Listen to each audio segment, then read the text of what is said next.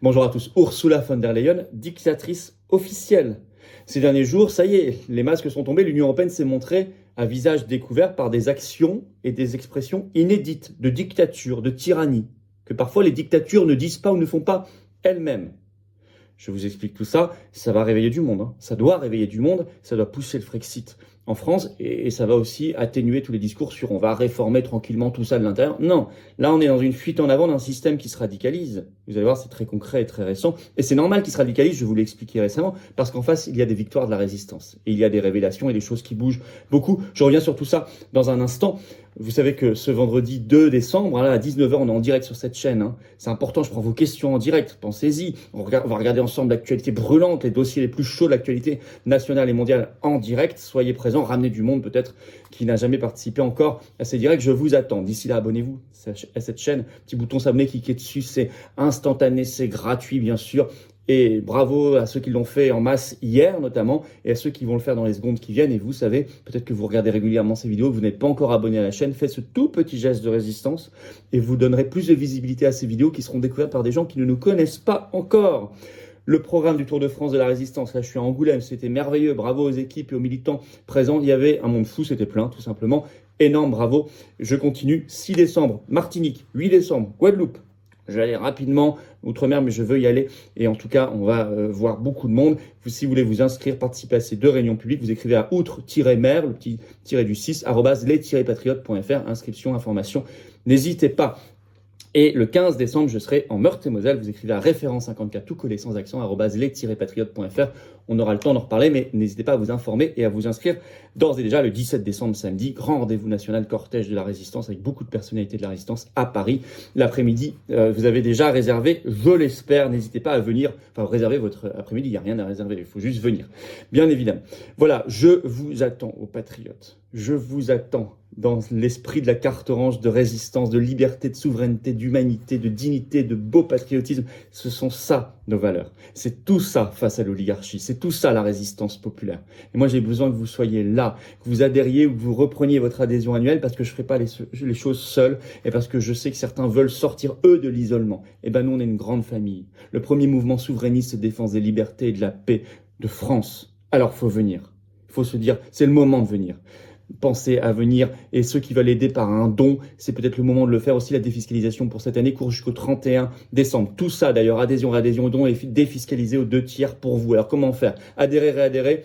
Réadhérer, si vous avez adhéré il y a plus d'1 an, faut le faire. Adhérer, réadhérer, c'est le même lien, c'est le premier sous la vidéo en description. Vous le trouverez également commentaire épinglé et vous le trouverez en fin de vidéo en cliquant sur votre écran. Faire un don de soutien pour nous permettre de financer nos actions parce qu'on n'a pas 1 euro de financement public cette année, pas d'aide bancaire, c'est le 2e lien sous la vidéo en description. Voilà, c'est vital, c'est magnifique. Les dons supérieurs à 500 euros, on a rajouté des avantages, c'est expliqué sur le site des Patriotes, mais dans tous les cas, c'est vital et c'est défiscalisé aux 2 tiers pour vous. Grand bravo aux donateurs et aux réadhérents. Bienvenue aux nouveaux adhérents patriotes. Allez, la tyrannie européiste se déchaîne. Vraiment. Je crois qu'on peut parler de dictature. Il y a des gens qui disent non, on peut pas. Bien sûr que si. Je vais vous expliquer. Avec comme visage de la dictatrice, Ursula von der Leyen, présidente de la Commission européenne, qui ne s'en cache plus. C'est un déchaînement ces derniers jours, ces dernières heures de censure, de dictature à visage découvert. Alors, la première chose, les menaces contre Twitter. Tout simplement, l'Union européenne a menacé officiellement d'interdire Twitter dans tous les pays de l'Union européenne. Tout simplement, de fermer l'application. Alors ça, c'est quand même extraordinaire pour un pays, pour des pays, pour une institution qui se présente comme démocratique, liberté, droits de l'homme, etc. Je cite BFM Business, article du 1er décembre, le titre « L'Union européenne menace d'interdire Twitter en Europe ». C'est clair. En effet, Thierry Breton, commissaire au marché intérieur, lors d'un échange vidéo ce 30 novembre, a sommé Elon Musk, le nouveau propriétaire de Twitter, de, je cite, revoir sa copie, parce que vous savez qu'il veut remettre en place, et il remet en place progressivement la liberté d'expression, sinon interdiction de l'application dans l'Union européenne, tout simplement. Au passage, mon Twitter, certains ne sont pas encore abonnés, c'est F-Filippo. F-Filippo sur Twitter, n'hésitez pas à me suivre, il y a du monde. Sur la modération, eh bien, il faut beaucoup plus modérer et censurer. C'est le Financial Times qui rapporte ça le 1er décembre. Thierry Breton, je cite le Financial Times, a averti Elon Musk que ces impératifs de modération devraient être mise en place d'ici 2023, là, dans quelques semaines. Il a la possibilité par le droit européen maintenant d'interdire Twitter. C'est une possibilité que lui a donnée le Digital Service Act, le DSA, qui a été voté par le Parlement européen ce 5 juillet 2022. Et voilà. Et ça permet d'interdire, de fermer une application, mais aussi de mettre des amendes jusqu'à 6% du chiffre d'affaires. Par ailleurs, ce 24 novembre, déjà, la Commission européenne d'Ursula von der Leyen avait publié un rapport fustigeant Twitter. Évidemment, tout ça est lié au rachat par Elon Musk. Twitter n'aurait retiré, selon ce rapport de la Commission européenne, je cite, que 45,4% des contenus haineux en 2022. Qu'est-ce qu'un contenu haineux ? À voir, chiffre en baisse par rapport à l'an dernier, donc ça n'est pas bien. Mais vous savez que ce concept de contenu haineux ne veut strictement rien dire. C'est la porte au subjectif, à l'arbitraire, bien évidemment. Si vous, par exemple, vous critiquez l'Union européenne, ça peut être considéré comme un contenu haineux parce que c'est l'Union européenne qui décide ce qui est haineux ou pas haineux. Et oui. Et Macron a embrayé, vous savez qu'il est aux États-Unis en ce moment. Dans une interview à la chaîne américaine ABC, ce 1er décembre, il a parlé du nouveau Twitter d'Elon Musk en disant, je cite, « C'est un gros problème ». Il a ajouté, « Je suis en faveur de l'exact opposé, plus de régulation ». Entendez, plus de censure. Quelles leçons ensuite donner au monde quand on menace d'interdire une application comme Twitter ? En quoi c'est différent d'une dictature ? Bon. Deuxièmement, le même jour, non pas simplement là une déclaration d'intention, une action, une première dans l'histoire de la construction européenne, a noté le journal Le Monde, la folie dictatoriale de l'Union européenne se déchaîne contre la Hongrie. Là, c'est donc pas une menace, c'est une action. Je cite Le Monde, 1er décembre, le titre, Hongrie, la Commission européenne, donc d'Ursula von der Leyen, gèle plus de 13 milliards d'euros de fonds européens. Je cite toujours, Budapest devra poursuivre ses efforts en matière d'état de droit, pour obtenir leur dégel. Et ça a été fait le 30 novembre. Donc ils ont piqué de l'argent. Alors les fonds européens, vous savez, qui viennent notamment beaucoup de la France, ils sont transmis à d'autres pays. Et ben voilà, ils ont piqué 13 milliards à la Hongrie. Le Monde note dans cet article, je cite, c'est pour la première fois dans l'histoire de la construction européenne. Sur les 13 milliards, dont 5,8 milliards liés au plan de relance Covid, qui date de juillet 2020, je vous en ai beaucoup parlé sur cette chaîne, conditionné à l'adoption de 27 mesures définies par la Commission européenne. Et selon le vice-président exécutif de la Commission européenne, qui s'appelle Valdis Dombrovskis, je cite, « Aucun versement à la Hongrie n'aura lieu tant que ces 27 conditions essentielles ne seront pas correctement remplies. » Ça s'appelle du chantage, ça s'appelle des menaces, ça s'appelle une dictature. C'est tout l'inverse de la souveraineté nationale et populaire. Alors, en réalité, c'est que l'Union européenne dit la Hongrie, ça n'est pas bien du point de vue de son état de droit. La réalité, ce qui déplaît souverainement à l'Union européenne et à la Commission en Hongrie, c'est sa position par rapport à Zelensky et au conflit ukraino-russe. En effet, la Hongrie se démarque depuis le début. Elle continue de se faire approvisionner en gaz par la Russie, ne veut pas rompre les liens et ne soutient pas de manière aveugle les sanctions et Zelensky. Par exemple, le 31 août dernier, la Hongrie a annoncé un accord avec la Russie pour de nouvelles livraisons de gaz russe, ce qui lui permettra à elle de ne pas avoir les coupures et la pénurie qui nous attend et qui commence déjà chez nous. Ça, c'est le deuxième dossier. Le troisième, aux Pays-Bas, c'est un déchaînement là aussi. Une violence inouïe, c'est aussi une première. Alors là, on va voir un article de l'Opinion du 30 novembre. Je cite, « Le gouvernement néerlandais a décidé de supprimer 3000 fermes en très peu de temps. » Je cite, « Il va les racheter aux agriculteurs néerlandais et mettre fin à leur activité. » Et c'est totalement lié à l'Union européenne, je vous explique.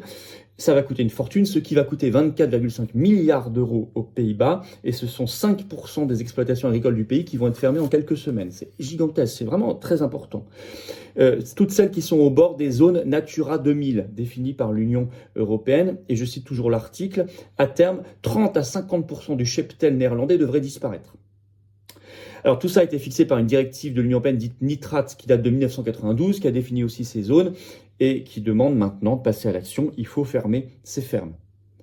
Et le journal L'Opinion précise, je cite, « Si les fermiers ne veulent pas vendre, la fermeture sera autoritaire. » Le journal britannique The Telegraph du 28 novembre ne s'y trompe pas, je cite le titre, « C'est pour obéir aux règles de l'Union européenne. » Alors, vous savez, faire des efforts écologiques, environnementaux, de non-pollution des eaux, des sols, etc. J'y suis totalement favorable. Il faut accompagner les paysans, les agriculteurs. Il y a beaucoup de choses qui se sont faites et qui se font, bien évidemment. Encourager la qualité, les circuits courts, le bio, etc. J'y suis totalement favorable. Aux Patriotes, depuis le départ, nous y sommes favorables. Mais là, C'est extrêmement brutal et c'est hyper hypocrite. C'est hyper hypocrite pourquoi la Commission européenne nous dit se soucier de l'environnement. Enfin, le 30 juin, Ursula von der Leyen, ce 30 juin, a signé un nouvel accord de libre-échange total, agricole beaucoup, avec la Nouvelle-Zélande en matière d'importation d'ovins, de bovins et de lait, la Nouvelle-Zélande étant le premier producteur mondial de lait. Et je peux vous dire là que les conditions environnementales, zéro respect. Par ailleurs, quand vous importez de milliers de kilomètres, vous créez naturellement beaucoup de pollution. Et par ailleurs, Ursula von der Leyen est en train de négocier en ce moment même des accords de libre-échange gigantesques avec l'Inde ou avec l'Australie. Donc l'hypocrisie, stop. C'est d'une violence et d'une dictature inouïe. Alors, en conclusion, je crois que ça va quand même pénaliser les discours qui nous disent on va réformer l'Union européenne de l'intérieur, vous allez voir ça va se faire tranquillement. Non, c'est une dictature, on ne négocie pas avec elle. Il y a une impossibilité totale de cela. Il faut se battre ici pour nous, clairement, pour le Frexit, la sortie de la France de l'Union européenne de cette dictature, le rétablissement de nos droits et de nos libertés fondamentales. L'Union européenne se radicalise parce qu'elle voit les progrès de la résistance. Regardez l'histoire de Twitter, parce que la vidéo que je vous ai faite il y a quelques jours, le réveil de certains peuples, les mouvements populaires pour la liberté, etc. Eh bien oui, évidemment. Et puis le Brexit qui a été un coup dur, bien évidemment, vous voyez bien. Alors d'ailleurs, je vous signale que sur l'actualité de Twitter, la menace de fermeture de Twitter, Nigel Farage, le Britannique, qui est un héros du Brexit, là-bas, a tweeté en disant, pour ceux qui avaient un doute sur le Brexit, regardez ce qui se passe dans l'Union européenne. En tout cas, les gens et les Français vont voir le vrai visage de plus en plus de cette Union européenne, d'Ursula von der Leyen et de l'Union européenne, et tant mieux s'ils voient le vrai visage. Si ça peut les réveiller, eh bien nous sommes là aussi pour les réveiller et avancer ensemble pour la souveraineté et la liberté. Et ça va ensemble. C'est un combat qui va ensemble. Je vous attends ce vendredi 2 décembre à 19h en direct pour vos questions. J'y répondrai en direct et l'actualité qu'on va analyser ensemble, l'actualité la plus chaude, la plus brûlante, en direct national et mondial. Soyez là à 19h, ramenez du monde, bien évidemment. Et je vous demande de vous abonner à cette chaîne en attendant. Le petit bouton, cliquez dessus, c'est gratuit, c'est instantané. Le petit bouton s'abonner. Bravo à ceux qui se sont abonnés à cette chaîne et à ceux qui vont le faire, notamment si vous regardez régulièrement les vidéos, parce que plus vous êtes abonnés, plus... tout simplement, les vidéos sont remarquées par des gens qui ne nous connaissent pas encore. C'est comme ça que fonctionnent les algorithmes de YouTube. Grand merci. Allez, venez aux Patriotes. Venez vous battre à mes côtés et moi je me bats à vos côtés. On se bat ensemble pour nous et les générations qui viennent. Pour nous, nos enfants, nos petits-enfants. On se bat. Et on se battra jusqu'au bout, jusqu'à la libération et la victoire. Et on y arrivera. Et on a toute l'oligarchie contre nous. Mais nous avons, nous, des convictions, un cœur, une expérience, une expertise. Venez apporter la vôtre. Je vous attends et vous serez bien accueillis, vous serez mis en relation avec des gens qui pensent comme vous, près de chez vous, dans votre département, que ce soit en métropole, outre-mer ou à l'étranger. Le lien pour adhérer ou reprendre votre adhésion annuelle, c'est le même lien. C'est le premier sous la vidéo en description. Il est également en commentaire épinglé dans quelques secondes en cliquant sur votre écran. Sous la vidéo en description, le deuxième lien, ce sera pour faire un don de soutien aux patriotes. Pensez à défiscaliser avant le 31 décembre pour cette année. Il y a une fenêtre d'opportunité. 2 tiers de baisse d'impôt sur votre don. Pareil pour l'adhésion et la réadhésion. Profitez-en. Les compteurs seront mis à zéro le 1er janvier 2023. Énorme bravo aux donateurs et aux réadhérents qui savent qu'on n'a pas un centime de financement public cette année. Bienvenue aux nouveaux adhérents patriotes résistants et vive la France.